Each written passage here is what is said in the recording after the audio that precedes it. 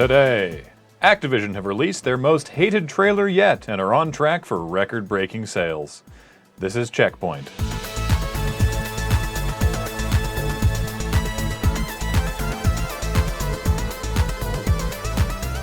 Welcome to CheckPoint. We're broadcasting half an hour late today because of computer issues that happened while I was installing Overwatch. I can't prove that Overwatch caused the hard drive to fail, but it's a pretty big coincidence. Blizzard owes me a computer is what I'm saying. Pokémon fans rejoice. This Christmas you can give the gift of a Pokémon cookbook. Finally we'll find out how to skin, clean, and prepare a... What? Really? Sorry, Paul is telling me that this is a Pokemon-themed cookbook. Pikachu-inspired ramen, I guess. Boo! Folks, if this book isn't telling me how a Machamp tastes, I'm not interested.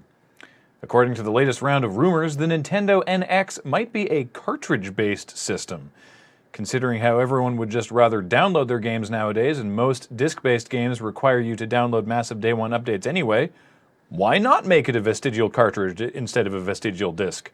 You know what? You go, Nintendo. Score some bonus retro points for the useless piece of plastic you're forcing us to buy.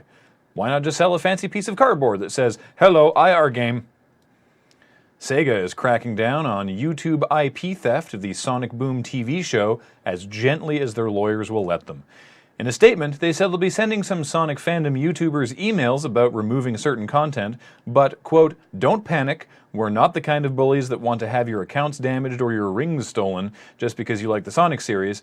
In the short term, we'll be sending some letters to people who have uploaded full episodes of the Sonic Boom TV show content so they can remove them without needing to worry about getting a copyright strike on their account." On the one hand, this seems like a super chill way of dealing with copyright infringement and weeding out YouTube IP theft while making sure to respect your devoted fanbase. On the other hand, it also sounds a little like trying to be very delicate with a fanbase known for its obsessive and deeply personal connection to Sonic and the marrying of themselves to him. You know, the way you deal with a college dorm mate that you're stuck with. Hey Keith, I just wanted to talk about my toothbrush. No, you can use my toothpaste if you want, for sure. This is the toothbrush. And, well, no, if it's an emergency, then sure, you can. But if you can stop using it to also clean your ears, I'd really appreciate it if that's okay. A couple in Tunisia won a cow, named Pamela, by being the best at a mobile game. The game is called Bagra, which means cow in Arabic, and involves abducting cows with UFOs, which then apparently drop them off at your house. We assume that the winner can actually put the cow to good use, doing cow stuff, because the company behind Bagra says they have another cow, named Bridget, lined up and ready to give away, but that the winner can request to receive Bridget themselves, donate her to a non-profit, or get a cow's worth of raw beef.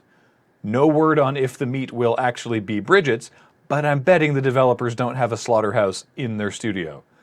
Then again, who knows? I've never heard of a game developer giving away a cow either.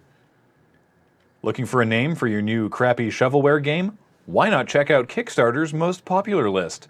It seems that the United States Patent and Trademark Office does not consider a successful crowdfunding campaign as use in commerce, and therefore does not grant automatic trademark for the name of the product. This is good news for any enterprising young shitbags out there, says attorney Stephen MacArthur, who has warned of the relatively rare but still terrible practice of trademark squatting in a column for Gamasutra. According to MacArthur, here's how it works. The squatters file a trademark application for your game title on an intent-to-use basis. Then they hold the title hostage and threaten to sue you for using it unless you pay them a few $100,000. And sure, this is a good warning for an uncommon but potentially scary extortion issue, but it's probably going to be a lot less rare now that the assembled shitbags of the world are all excitedly realizing there's an easy, cheap, and legal way to extort people who have suddenly come into a bunch of money. The trailer for Call of Duty Infinite Warfare came out last week, and as with every particle of Call of Duty news, it was welcomed with universal disagreement. It has also got the most dislikes of any reveal trailer they've released. But Activision aren't worried. On their quarterly earnings call, CEO Eric Hirschberg said that when they released the reveal trailer for Black Ops 2, that it had the most dislikes they'd ever had, and went on to be their most successful game ever. The statement continues with that very sort of blasé attitude that basically says, we don't care if people say they don't like it because they'll buy it anyway. which is totally and completely true.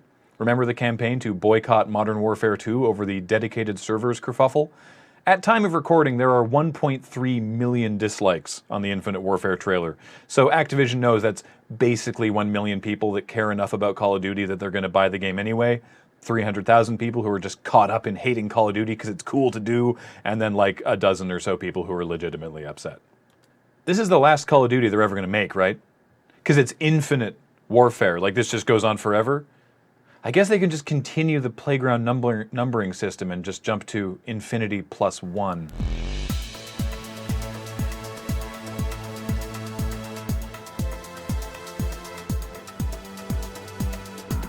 Coming up, Lawbreakers, the new game from Cliff Bleszinski's North Carolina-based Boss Key Entertainment, will have gender-neutral bathrooms because, as Bleszinski says, it's set in the future, not the past envisioned by North Carolina's governor. It's also a future defined by constant fighting between 4 violent factions, so they got more important things to care about than who's using which bathroom. By the way, he said that in a tweet to the governor. It was like, there's gender-neutral bathrooms in Lawbreakers because it's set in the future, not the past that you envision. At governor. Yeah. Also, I feel Wrecked. like... Hey, Kathleen.